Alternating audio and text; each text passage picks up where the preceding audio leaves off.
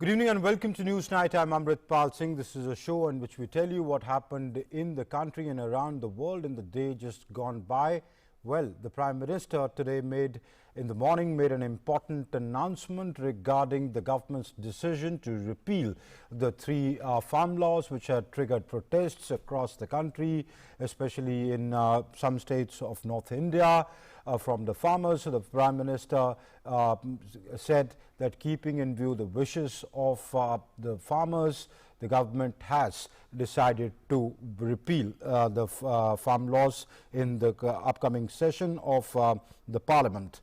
Also, the Prime Minister was in Jhansi today where he launched multiple initiatives in the defence sector to boost indigenous production and make India self-reliant, especially in the defence production. The Prime Minister, in fact, went on to say that the new mantra for India now is Make in India, make for the world. Not just make for the Indian security forces, but also make in India and export it to the rest of the world, not just make by the government, but involve the private sector, the startups in that process. We'll talk about that and much more over the next 1 hour. Let's begin with the headlines we're tracking at this hour. Prime Minister Narendra Modi announces the decision to repeal three farm laws. Addressing the nation, the Prime Minister says the three laws will be repealed in the coming session of Parliament. Also announces to form a committee to promote zero budgeting based agriculture.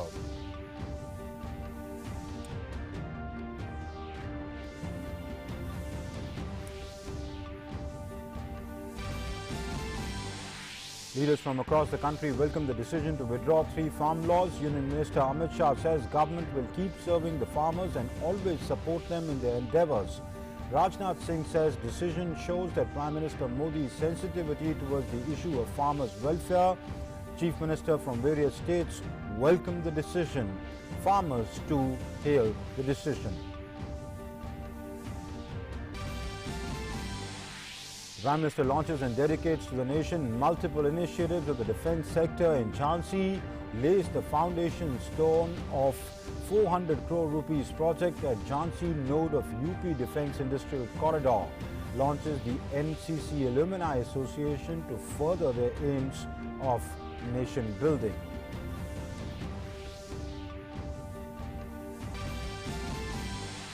Prime Minister says India's new mantra is Make in India, make for the world. Says Bundelkhand will now be recognized as a major centre of India's defence strength. Adds new initiative will put a check on economic migration from the region.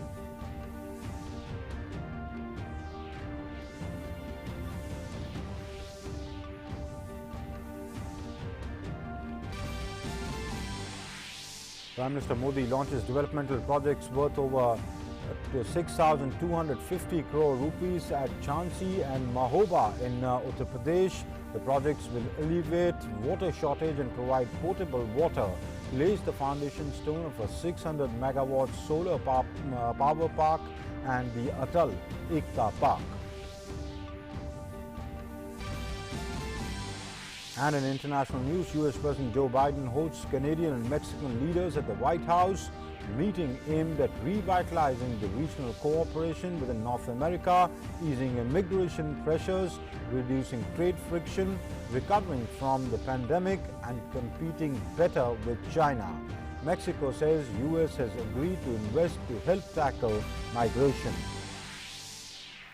COVID cases continue to rise in Europe. Austria to become the first country in Western Europe to reimpose full COVID-19 lockdown. Country's infection rate is among the highest in Europe. Says it would vaccinate its whole population by February next year.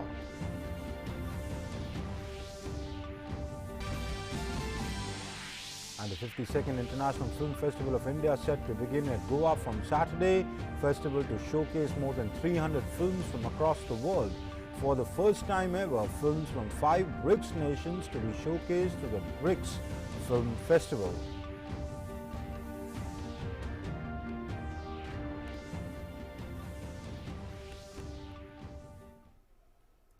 So those were the headlines we were tracking at this hour. And now the news in detail. Prime Minister Narendra Modi today made the big announcement of repealing the 3 farm laws.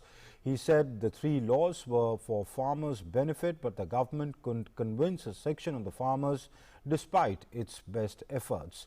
In his address to the nation on Friday morning, the Prime Minister said that the government will begin the constitutional process of repealing the laws during the winter session of Parliament beginning the 29th of this month. He urged farmers to return home to their families and start afresh.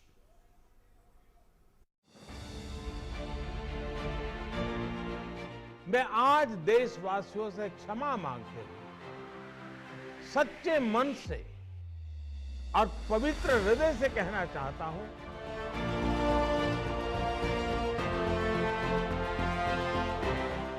पूरे देश को ये बताने आया हूं कि हमने 3 कृषि कानूनों को वापस लेने का, रिपील करने का निर्णय लिया है।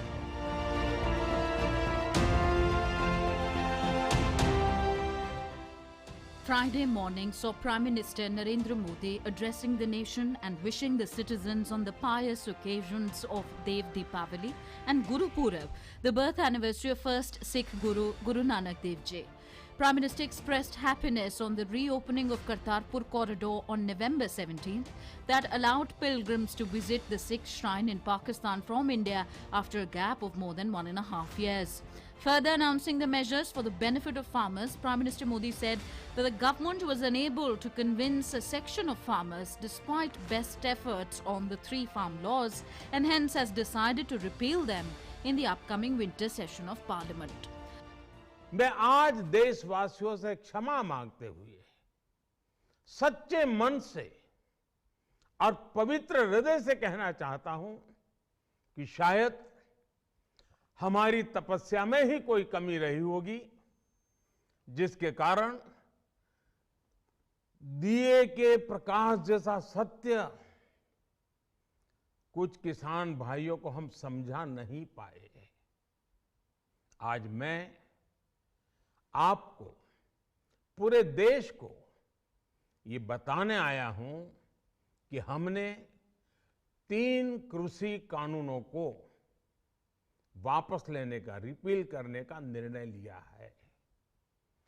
इस महीने के अंत में शुरू होने जा रहे संसद सत्र में, इसी महीने में हम 3 कृषि कानूनों को रिपील करने की संवैधानिक प्रक्रिया को पूरा कर देंगे।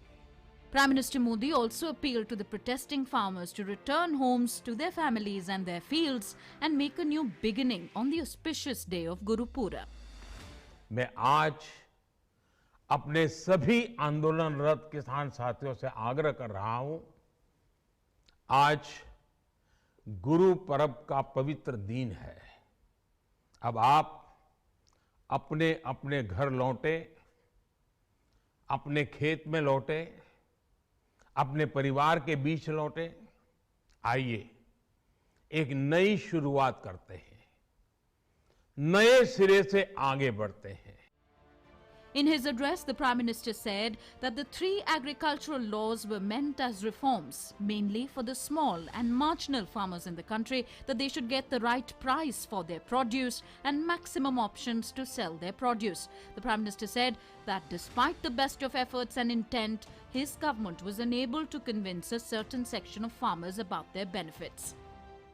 हमारी सरकार किसानों के कल्याण के लिए, खासकर छोटे किसानों के कल्याण के लिए, देश के कृषि जगत के हित में, देश के हित में, गांव गरीब के उज्जवल भविष्य के लिए पूरी सत्यनिष्ठा से, किसानों के प्रति पूर्ण समर्पण भाव से, नेक नियत से ये कानून लेकर आई थी। लेकिन इतनी पवित्र बात, पूर्ण रूप से शुद्ध किसानों के हित की बात, हम अपने प्रयासों के बावजूद कुछ किसानों को समझा नहीं पाए। Apart from this, Prime Minister Modi made another important announcement to form a committee to promote zero budgeting based agriculture, to change the crop pattern as per the changing needs of the country and to make MSP more effective and transparent. आज ही सरकार ने कृषि क्षेत्र से जुड़ा एक और अहम फैसला लिया है। जीरो बजट खेती यानी प्राकृतिक खेती को बढ़ावा देने के लिए देश की बदलती आवश्यकताओं को ध्यान में रखकर क्रॉप पैटर्न को वैज्ञानिक तरीके से बदलने के लिए एमएसपी को और अधिक प्रभावी और पारदर्शी बनाने के लिए ऐसे सभी विषयों पर भविष्य को ध्यान में रखते हुए निर्णय लेने के लिए एक कमेटी का गठन किया जाएगा। इस कमेटी में केंद्र सरकार, राज्य सरकारों के प्रतिनिधि होंगे, किसान होंगे, कृषि वैज्ञानिक होंगे, कृषि अर्थशास्त्री होंगे। In the spirit of Holy Guru Purab, the Prime Minister said that it wasn't the day to put the blame on anyone. In fact, he rededicated himself to the commitment to continue working for farmers' welfare. He appealed to all farmers as well to continue to contribute their tireless service in nation building. Bureau Report, DD India. And political leaders and farmers have welcomed the government's decision to repeal the farm laws.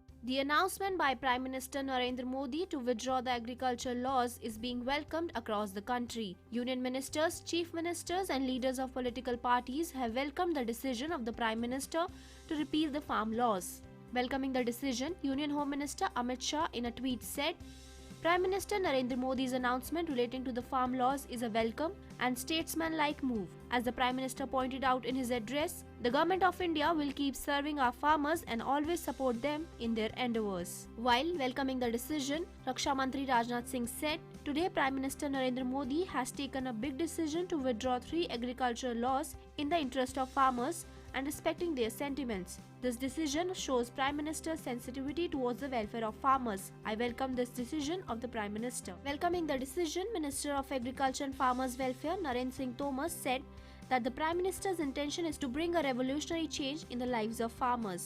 तर्क के साथ हम लोगों ने चर्चा का रास्ता अपनाया, उनको समझाने की कोशिश की, लेकिन फिर भी हम सफल नहीं हुए। इसलिए प्रधानमंत्री जी ने आज गुरु नानक देव जी के प्रकाश पर्व के अवसर पर इन तीनों कानूनों को रद्द करने, रिपील करने का जो निर्णय किया है वह निश्चित रूप से स्वागत योग्य है। Besides, cutting across the party lines, leaders of all the political parties have welcomed the decision. कृषि कानूनों को प्रधानमंत्री श्री नरेंद्र मोदी जी ने रद्द करने का ऐलान किया और इससे ये पता चलता है कि प्रधानमंत्री श्री नरेंद्र मोदी जी जहां एक निर्णायक व्यक्तित्व के मालिक हैं और इस व्यक्तित्व में एक ऐसा दिल धड़कता है जो गरीबों के लिए है, किसानों के लिए है। मैं समझता हूँ ये तो कुछ ऊपर से ही कुछ आवाज़ आई होगी कि जिस तरीके से गुरपुर पे सारी बातें हो गई, करतारपुर साहब का लांगा भी खुल गया, आज श्रद्धालु गए हैं बहुत, और ये किसानों का कानून भी ख़त्म हो गए, तो ये तो बहुत अच्छी बात है। और दिन भी ऐसा जो हमारे गुरु नानक देव जी का प्रकाश पुरब है। आज के दिन देश के प्रधानमंत्री जी ने तीनों कानूनों को रद्द करने की बात कही। हमारे लिए ये बहुत पवित्र दिन है और इस अनाउंसमेंट की बहुत बड़ी अहमियत है, क्योंकि गुरु नानक देव पातशाह जी ने ही ये कृपा की है और उनकी कृपा से ही ये संभव हुआ है। इसलिए एक सिख होने के नाते मेरे लिए इस बात की बहुत बड़ी अहमियत है कि गुरु नानक देव जी के प्रकाश पुरब वाले दिन इसको अनाउंस किया गया। हरियाणा, पंजाब, पश्चिमी यूपी के कुछ किसान संगठन इसका विरोध कर रहे थे। इन सब को ध्यान में रखते हुए और संवेदना दिखाते हुए प्रधानमंत्री जी ने आज ये कानून वापस लिया। हालांकि इस कानून में कोई गड़बड़ नहीं है। मैं अपनी पार्टी अपना दल की ओर से भारत सरकार के इस निर्णय का स्वागत करती हूं और माननीय प्रधानमंत्री श्री नरेंद्र मोदी जी को इस संवेदनशील निर्णय के लिए हृदय से आभार व्यक्त करती हूँ। कृषि कानूनों को वापस लेने लिया है, सराहनीय है। मैं प्रधानमंत्री का धन्यवाद करूंगा कि किसानों के इस लंबे संघर्ष को देखते हुए उनने इस पावन अवसर पर ये निर्णय लिया। The chief ministers of various states have also welcomed the decision. तीनों कृषि कानून को वापस लेकर के जो ऐतिहासिक कार्य किया है, मैं इसके लिए उनके इस कदम का हृदय से स्वागत और अभिनंदन करता हूं।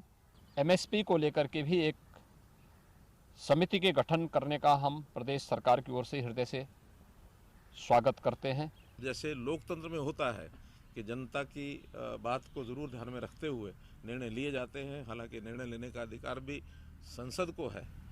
तो प्रधानमंत्री जी के नेता हैं, तो नेता के नाते उन्होंने कहा है, तो निश्चित रूप से संसद में 29 तारीख को जैसे लोकसभा का सेशन होगा, तुरंत उसमें इसको निर्णय को स्वीकार किया। आदरणीय प्रधानमंत्री जी ने आज ही वो इस सारी बात को लेकर के अपनी बात कही है।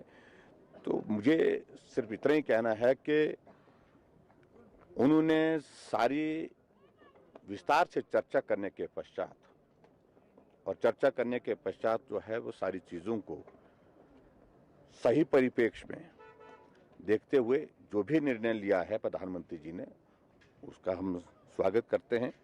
तीनों कृषि कानून के बारे में आदरणीय प्रधानमंत्री जी ने स्वयं आज सुबह ही स्टेटमेंट दे दिया है, स्टेटमेंट, और पूरी बात कह दी। तो इसलिए तो सब बात स्पष्ट है, उसमें कोई चीज अस्पष्ट नहीं है। और बाकी तो जिसको विपक्ष का जिसको जितना बोलने का मन है बोलता रहेगा।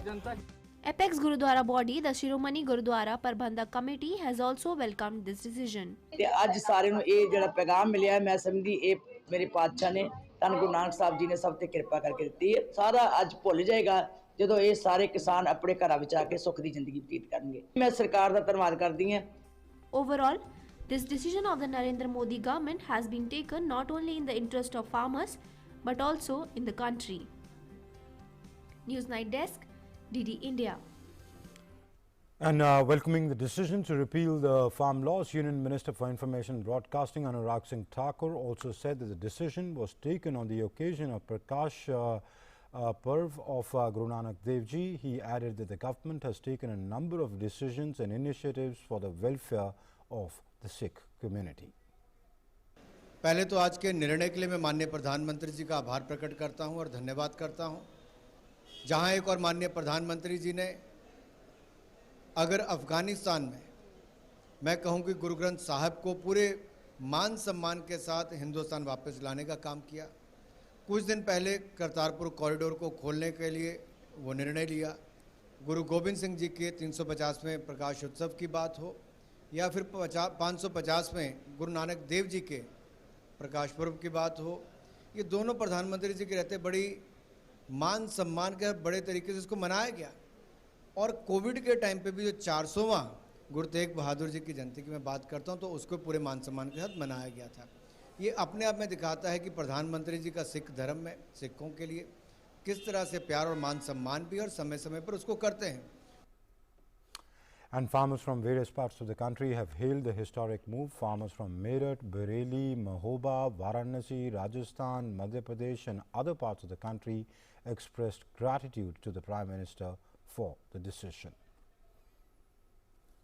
डीएम कार्यालय मेरठ पर स्वागत करने आए हैं, उनका स्वागत करते हैं। उनकी इस घोषणा का हम लोग भारतीय किसान आंदोलन के लोग मोदी जी ने किसान के बिल जो वापस लिया है उसका भी स्वागत करता हूं। बिल तो वैसे भी सही था, उसमें गलत नहीं था। कुछ संशोधन करने के लिए भी बोला था, वो भी सही था, लेकिन अब जो उन्होंने किया वो वापस लिया, इसका भी बड़ा अच्छा है, किसानों के लिए हित में है। उसका भी मैं स्वागत करता हूं मोदी जी का बहुत बहुत। किसानों के लिए बहुत बढ़िया किया है मोदी जी ने, बहुत फायदा होगा, किसान बहुत अच्छा करेंगे। इसी कानून था आज मोदी जी ने वापस लिया, ये किसानों इससे काफ़ी खुश है। इससे पहले भी किसानों को बहुत कुछ मिलता था, जैसे कि किसानों के खातों में सम्मान निधि मिलता था और किसानों को यूरिया मिलता था, डाई मिलता था, पोटास मिलता था और पहले ब्लैक हो जाते थे, लेकिन जब से मोदी सरकार बनी तब से काफ़ी चीज़ें अच्छी हुई। And on the occasion of Gurpurab, the birth anniversary of the first Sikh Guru, Guru Nanak Dev Ji, Prime Minister Narendra Modi inaugurated several projects for the Bundelkhand region. The projects which will bring much needed water to the parched lands of the water scarce region. Hitting out at the opposition, the government repeatedly accused it for ignoring the welfare of the region. The Prime Minister further assured that the government, that the NDA government in the centre and in the state will continue to work to bring development to the doorstep of the region.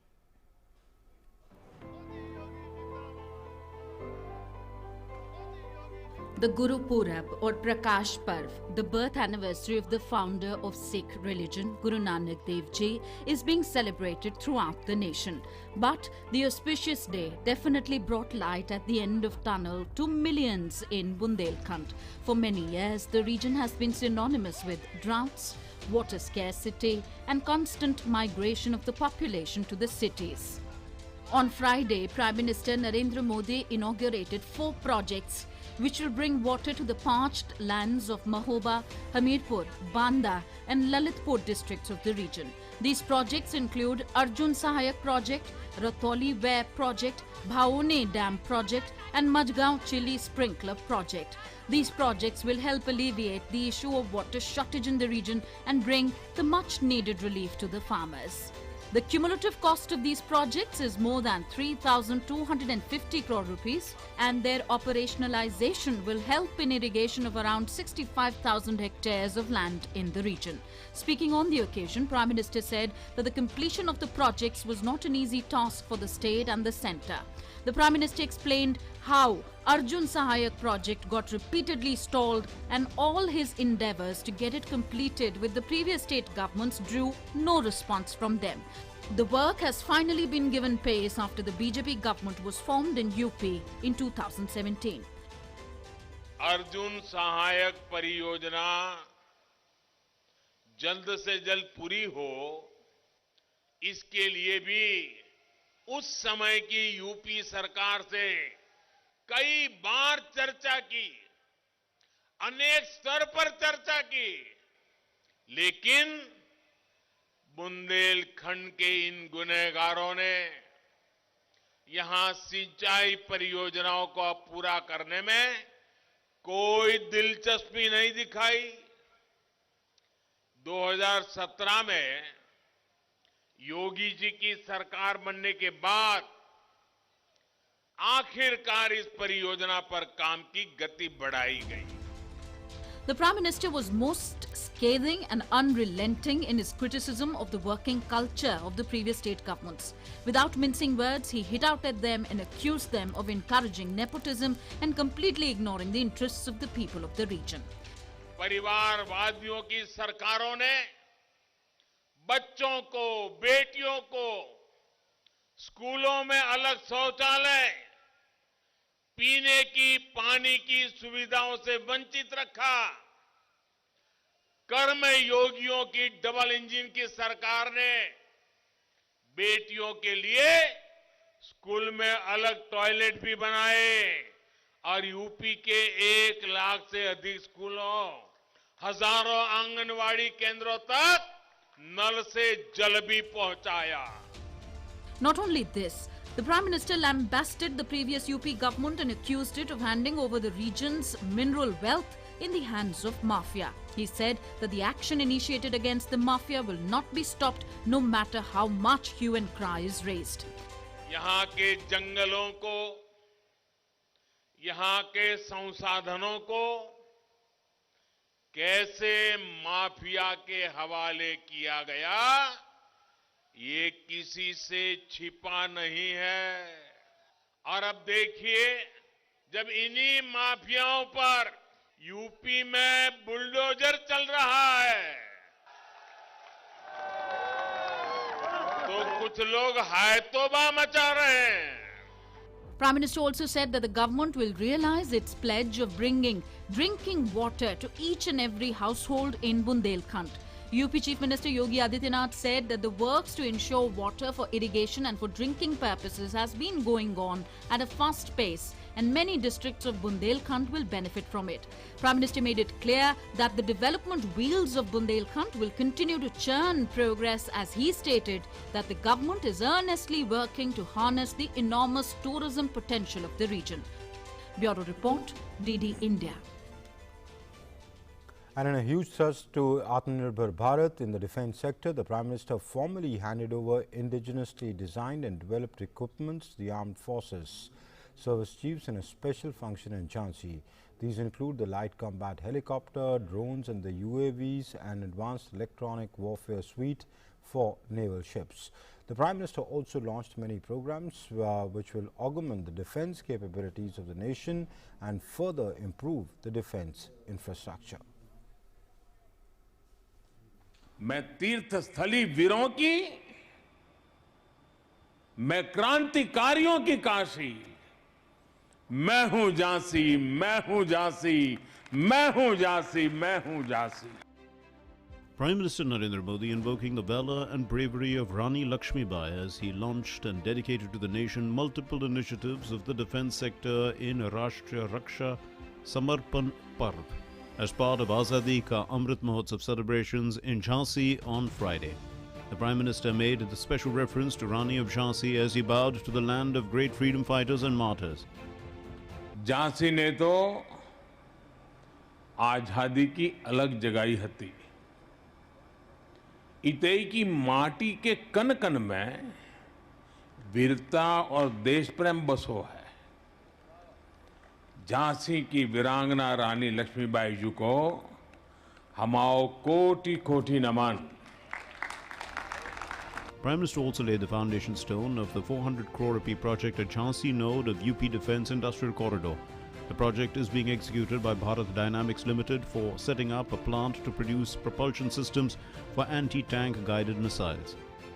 Jhansi में anti tank missile के लिए उपकरण बनेंगे, जिनसे सीमाओं पर हमारे जवानों को नई ताकत, नया विश्वास, और इसका परिणाम सीधा सीधा यही होगा कि देश की सीमाएं और ज्यादा सुरक्षित होगी.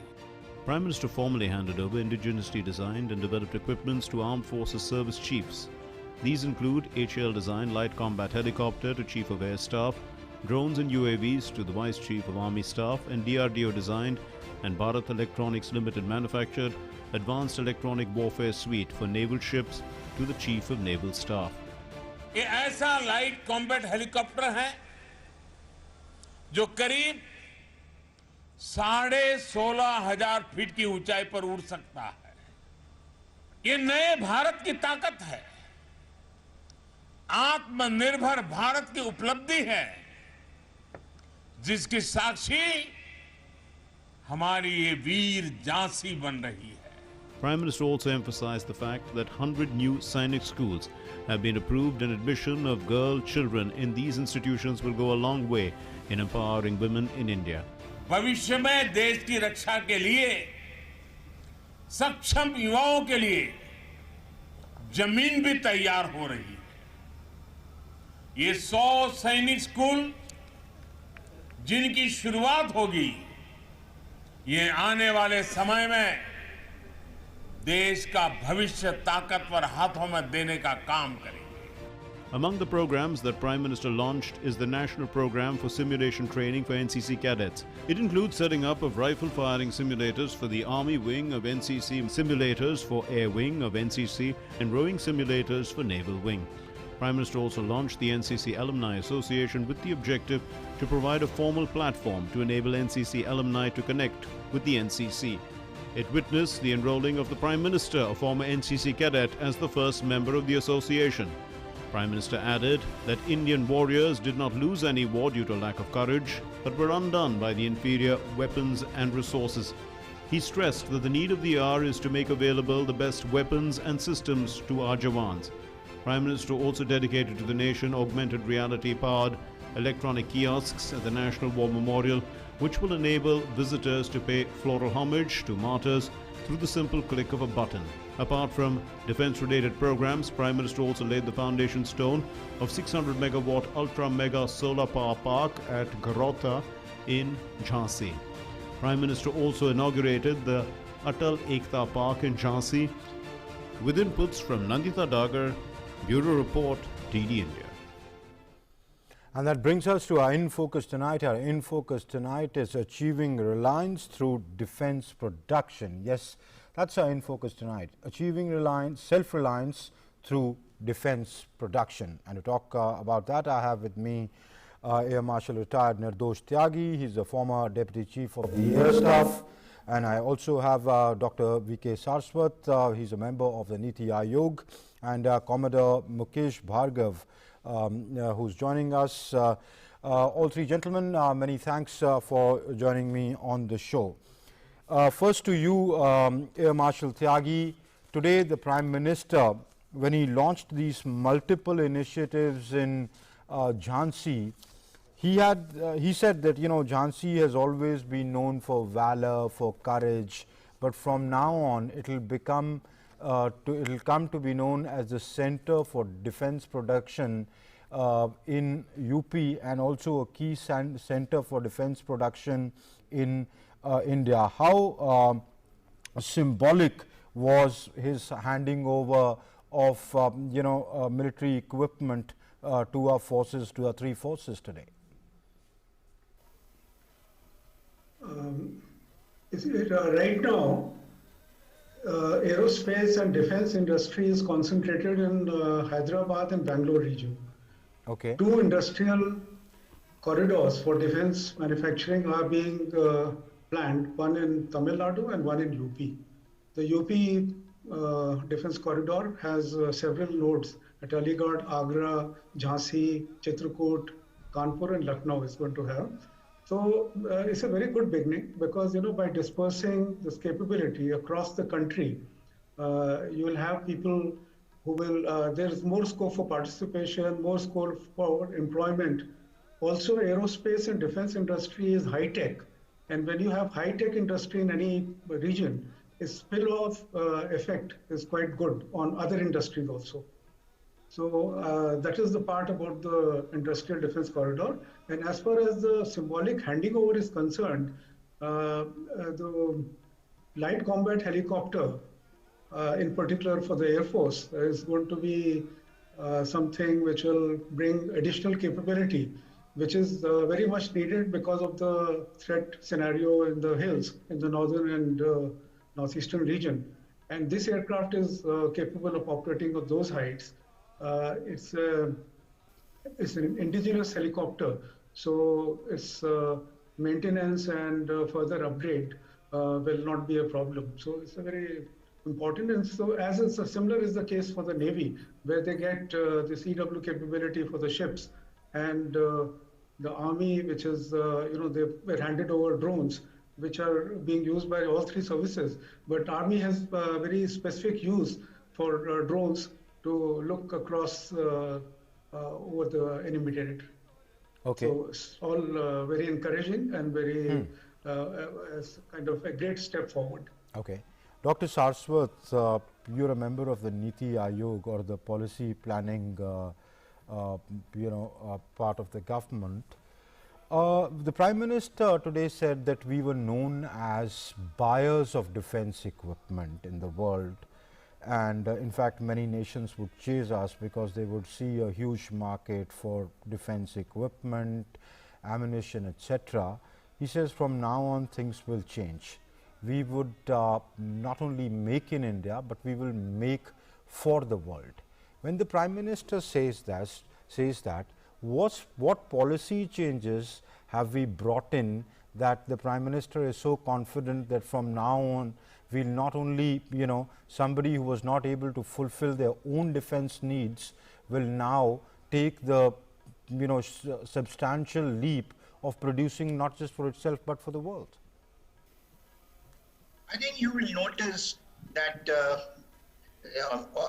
Honorable Prime Minister and the NDA government had taken major initiatives policy-wise to bring in more and more production of indigenous equipment in the country, and also induction of such equipment in the armed forces. I remember when I was the scientific advisor, there used to be a normal saying that India has got only 30% indigenous content in the Indian Armed Forces and 70% is imported. But today, in the last 5 to 6 years, there has been a significant change. And today itself, it was announced that we have more than 65% indigenous content in our armed forces today. And that is because of the policies which have been initiated during this tenure. And some such policies are, you saw the corporatization of our ordnance factories very recently. You saw the foreign direct investment policy where we have said 74% direct investment can be done. There is a policy of industrial corridors now, which has been today inaugurated by our Honorable Prime Minister, both at UP and Tamil Nadu. All these issues are actually giving direction into the indigenous production, design, development, production, and induction of such equipment in the armed forces. And you have seen the ALH, you have seen the LCH, you have seen LCA, you have seen a number of missiles which have been taken into the armed forces, the guns which have been inducted in the armed forces. The Defense Acquisition Council has given sanctions for induction of indigenous equipment. And most important thing is the policy for participation of the industries, the private sector in the defense production, which has resulted in large number of companies which used to be once upon a time only the component production agencies have today become the system development agencies. They are manufacturing guns, they are ready to manufacture aircrafts, they are ready to manufacture electronic warfare systems, they are ready to manufacture propulsion system for tanks and so on. So all this is mainly because of the major push and the policy on what we call as the when we buy an equipment, we can have offset arrangements and things like that. Giving major push to these policies has resulted in the induction of large number of equipment in the armed forces. But Dr. Saraswat, what key policy decisions were taken that you say has changed and is changing the scenario? Yes, the major policy decision has been foreign direct investment. Second thing is taking the indigenous production into the private sector. And that private sector participation has resulted in faster induction of equipment today. You see, we could develop the gun production in the private sector in about 3 to 4 years. We are able to now get the LCH, which has been just done in large numbers. We have been able to produce more than 300 numbers of ALH aircraft, which are helicopters, which have been given to the Air Force and Army and Navy. So all these policies, both in terms of FDI, in terms of self-reliance, giving push to self-reliance. Major thing is giving push to self-reliance, ensuring that the armed forces put up all their specifications in such a manner that the indigenously developed and produced equipments are inducted, giving preference to the indigenous equipment rather than all the time going for the import. That has been the major policy change which has been done. And most important thing that has been done is whatever development activities were there and the things were awaiting in DRDO for induction in the armed forces, they have been given, those have been given clearance, and as a result, more than 4 lakh crore worth of equipment today, which was developed by DRDO, is now under production in the various production agencies like Bharat Electronics, BDL, HAL, and private companies today. Third one is innovation policy, which has been put in now by the Defense Ministry, the IDEX, the innovation in the private sector, and bringing innovation to bring in more and more indigenous equipment into the system. This has also resulted into many startups which are now participating in the indigenous production of the various arms equipment that are required. Self-reliance push which the government of India has given today, Atmanirbharta, is one thing which is actually making all the difference. That the user, the developer, and the designer all are working towards that. Commodore Mukesh Bhargav, let me ask you as an end user. You were in the Navy. I mean, by the end of the day, Air Marshal Tyagi and you were the end users. And the common grouse a few years back used to be, it's all very well for DRDO to produce these jams and things like that. But when it comes to giving fit military equipment, which is fit enough to fight a war, they are found wanting, the technology, the delays at the HAL, and finally when they come for field trials, they come after such a long time. Those requirements have been so updated, the end users don't feel confident enough to go with that, while the government tells them that please, we need to boost up our production. But then this dilemma of, are we compromising with our national security while pushing self-reliance? Now this dilemma used to exist for a very, very long time, a few years back when I used to cover defense. Is that still the case, or is there a phenomenal shift that has happened? What is your assessment? Thank you for this question. I think this is a very significant question. One thing which I would like to state upfront, that for a country like India, which is looking at becoming a superpower in the region and becoming a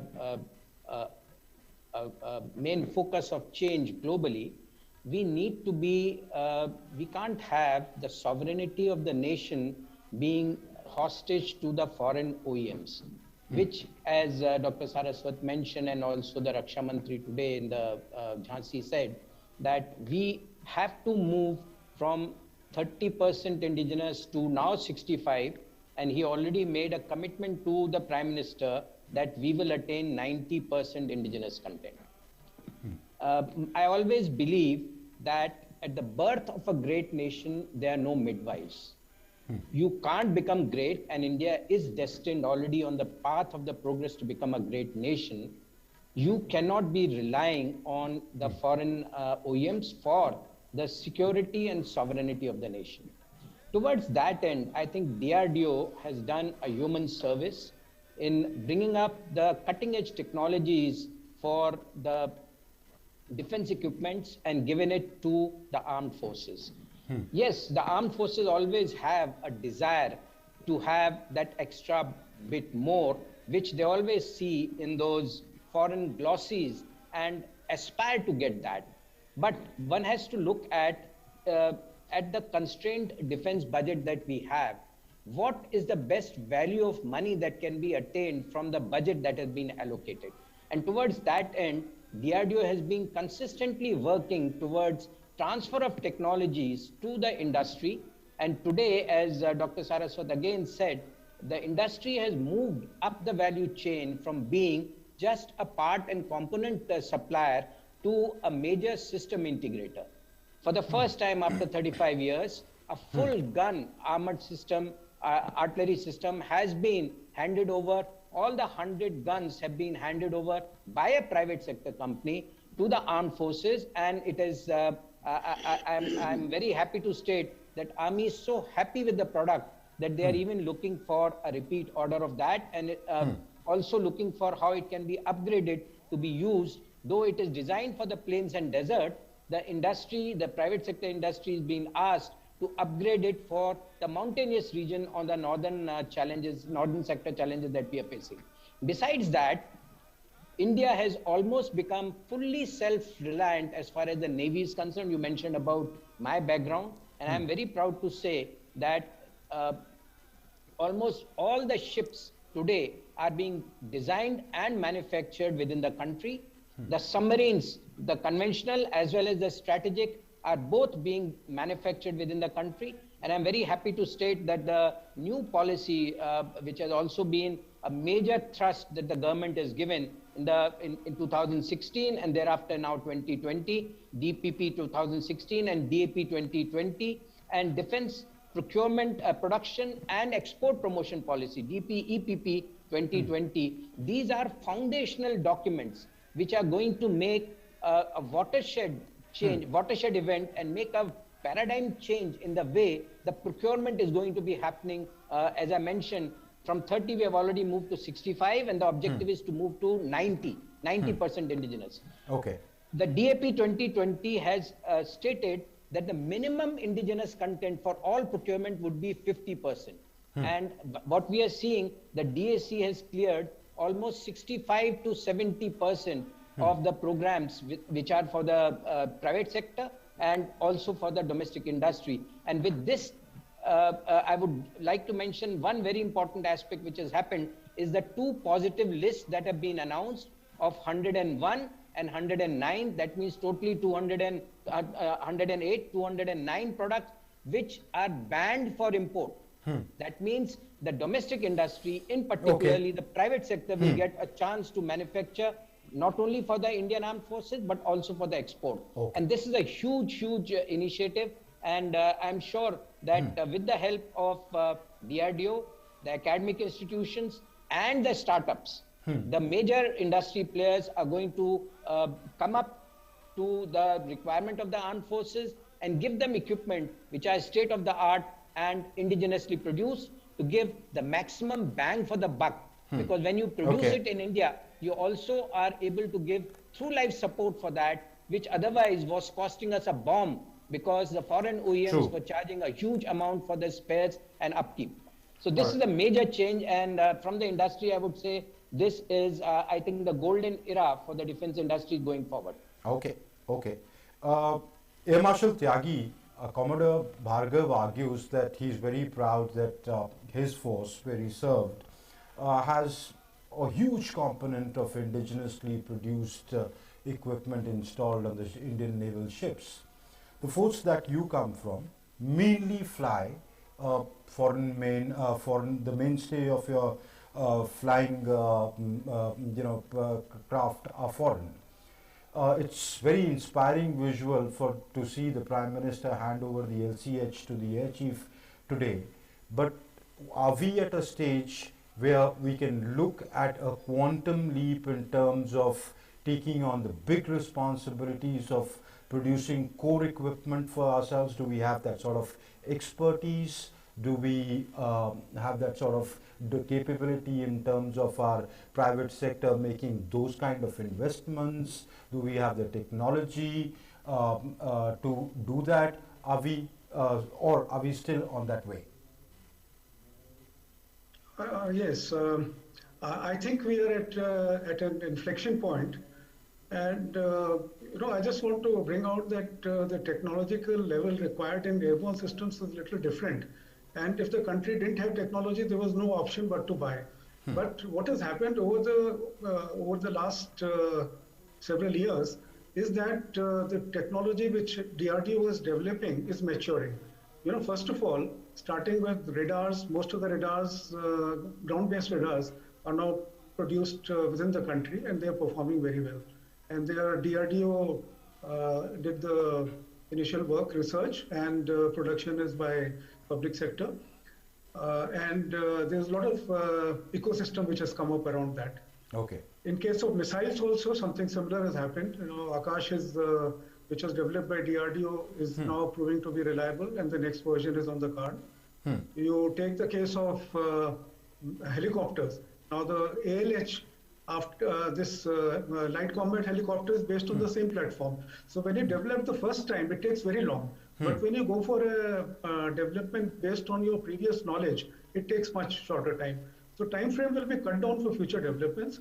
In the case of fighter aircraft, the light, our Tejas took very long to develop. But now when you go to Mark 1A, Mark 2, and then the time is significantly reduced. There's going to be telescoping of time frame. And we have the capability, a lot of work has been done, a lot of what you call design capability has come around because of the earlier developments. And all that will probably make sure that things are done in a realistic time frame, and our reliance on foreign equipment will progressively reduce. Okay, my producer tells me, Dr. Saswat, that I'm completely out of time, so I'll give you the last question. I'll request you to succinctly answer this. Has the mindset changed? Earlier, the government was inefficient, our defense equipment producing, which was mainly the government, would take long delays, therefore those delays, and then there was this mindset about, well, should we involve the private sector? It's too sensitive a technology. Have we come of age where we say yes, they can be responsible partners? Absolutely. There has been a significant change as far as our thinking is concerned about indigenous content and also secrecy. We were always wondering whether if we give it to private sector, it will be, jeopardizing our secrecy and things like that. But today, we are considering private sector as part of our family, and we trust it as much as anybody else. That is a mindset change. Second thing is export policy, which the government has initiated today, in which the Akash kind of a missile is going to be exported, or a BrahMos kind of a missile, or even a gun to the friendly countries. I think that has created a great ecosystem for the private sector to pitch in with the best effort today. So mindset change, decision making is faster today, and all this is going to make all the difference. Okay. Commodore Bhaskar, let me also ask you one last question. From 65 to 90, list out the 3 key things that we need to take this leap forward. I think there is a very good policy which is there, which was always there from 2003, but never got operationalized, is the indigenous system integration capability, which is now in DPP 2016 and DAP 2020 has come out as a strategic partnership policy, which will give the equal status to a private sector company like a defense public sector, which would bring the foreign technology partners to tie up with Indian industry, private sector in particular, to bring the system integration, the full platform, whether it is submarines, conventional submarines, or fighter aircraft, or helicopters, or armored fighting vehicle. All right. With those systems, India will not only get, because no country makes equipment for another country. True. And India is very, very peculiar. We have deserts of Rajasthan, and we have the plains, jungles of the northeast, and the heights. Right. So only India can develop equipment which would be 100% suitable to our requirements. Own needs. So this strategic partnership policy is one initiative which need to be operationalized. The submarine is the first one which is started, and I'm sure that for the helicopters and the fighters and armored fight vehicle would come forward, which will create the much needed defense industrial base, because all the system integrator will create a supply chain which will mobilize the MSMEs, SMEs, as well as the startups, where India has the lead globally, and India will emerge as not only self-reliant in defense equipment, but also meet the 5 billion target by 2025 for defense exports. And achieve the twin purpose of being a self-reliant or Atmanirbhar Bharat, meanwhile not compromising on the quality or being world-class in terms of production of military equipment. Commodore Bhargav, Dr. Saraswat, Air Marshal Tyagi, I'll have to thank you, all 3 gentlemen at this note. Thank you very much for joining us this evening. And moving on, reviving a 3-way North American summit after a 5-year break, President Joe Biden of the United States on Thursday was joined with leaders of Canada and Mexico to declare that nations can work together and prove democracies can deliver even as they try to sort out differences on key issues. US President Joe Biden, along with the Canadian Prime Minister and the Mexican President, spoke of their mutual respect. The 3 leaders also found themselves dealing with fresh strains on trade, immigration, climate change, and other matters. US President Joe Biden hosted Canadian and Mexican leaders on Thursday for their first North American summit in 5 years in a bid to revitalize regional cooperation that was overshadowed by tensions over Biden's Buy American agenda and immigration. Biden met separately at the White House with Canadian Prime Minister Justin Trudeau and Mexican President Andrés Manuel López Obrador, and then held a gathering with all 3. The talks were aimed at finding common ground among the 3 neighbors, bound together by the United States-Mexico-Canada USMCA free trade agreement, which governs some $1.5 trillion a year in North American trade. We've had a chance to speak a little earlier today, but we have to drive an inclusive economic recovery and make sure all of our people share in the benefits. To have to manage the challenges of unprecedented migration in our hemisphere, and to take on an equity that continues to deny opportunity to too many people. But differences over the auto industry, Biden's Buy American policies, and a Mexican energy bill weighed on the summit. The United States and Canada also appeared at an impasse over a Biden administration proposal for tax credits on US-made electric vehicles, which Ottawa says violates trade agreements.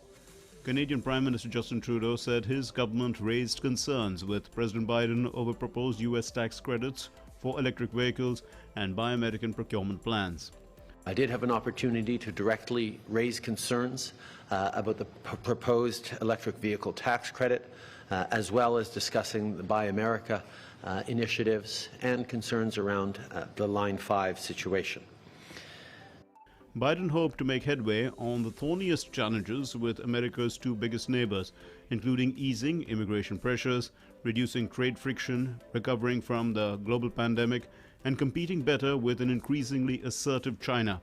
The Mexican president warned that North American countries could be headed for an unacceptable imbalance of economic power with China that would keep alive the temptation of trying to resolve this disparity by use of force.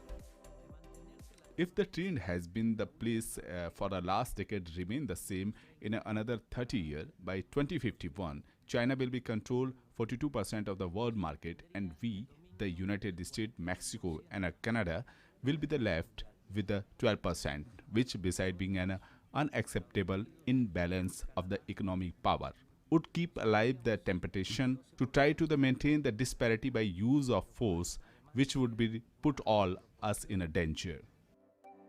In another development, President Joe Biden confirmed that the United States is considering a diplomatic boycott of the Beijing Olympics. Biden made the comments as he sat down for a meeting with Canadian Prime Minister Justin Trudeau. Following a leaders' summit in Washington, Mexican Foreign Minister Marcelo Ebrard said the United States has agreed to invest in Central America and southern Mexico to promote development to help contain immigration. Ebrard said that the United States would contribute to a scheme likely called Sembrando Oportunidades, or planting opportunities. Resetting ties with Mexico and Canada is part of Biden's effort to turn the page on the Trump era, shifting away from his predecessor's strident go-it-alone approach to a more collaborative style. Newsnight Desk, DD India. And as COVID cases rise in Europe, Austria will become the first country in Western Europe to reimpose a full lockdown or a COVID-19 full lockdown. It said on Friday, adding that it will require to vaccinate its whole population by February. Austria's infections are among the highest in the continent, with a 7-day incidence of 991 per 1 lakh people. And Goa is all set to host the 52nd edition of the International Film Festival of India from Saturday. The festival will be held from the 20th to the 28th of this month. Considering that the present COVID-19 situation, the 52nd IFFI will be held in a hybrid format. The opening ceremony will be held in Dr. Shyama Prasad Mukherjee Indoor Stadium. The 52nd edition has a mega lineup of star-studded movie extravaganza. The festival will showcase more than 300 films from across the world. The Indian Film Personality of the Year award for 2021 will be conferred on the veteran actor Hema Malini and writer, lyricist and screenwriter Prasoon Joshi.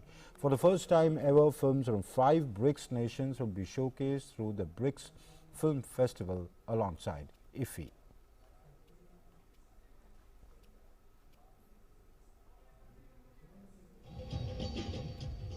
Second IFFI अपने आप में बहुत कुछ नया लेकर आया है और कोविड-19 पैंडेमिक के चलते जो चुनौतियां थी उसके रहते हुए भी सब प्रयास किए गए ताकि देश और दुनिया की बड़ी बड़ी फिल्म्स को भी यहां पर लाया जाए, OTT प्लेटफॉर्म्स को भी लाया जाए और यहां तक कि इस बार के Indian film personality of the year Hema Malini ji और प्रसून जोशी जी ये दोनों भी यहां पर आएंगे।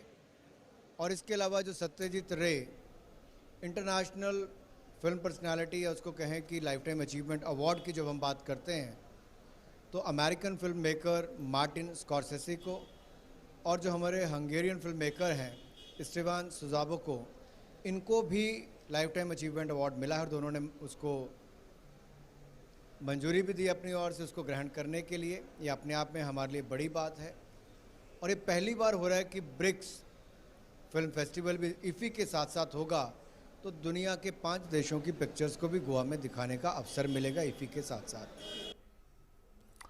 Gurupurab, or the Prakash Utsav of Guru Nanak Dev, more commonly known as Guru Nanak Jayanti, was celebrated on Friday.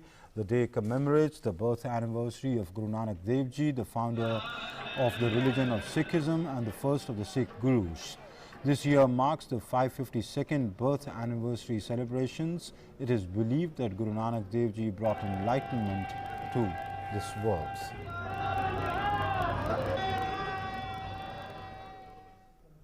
That's it then in Newsnight. Thanks for watching. Namaskar.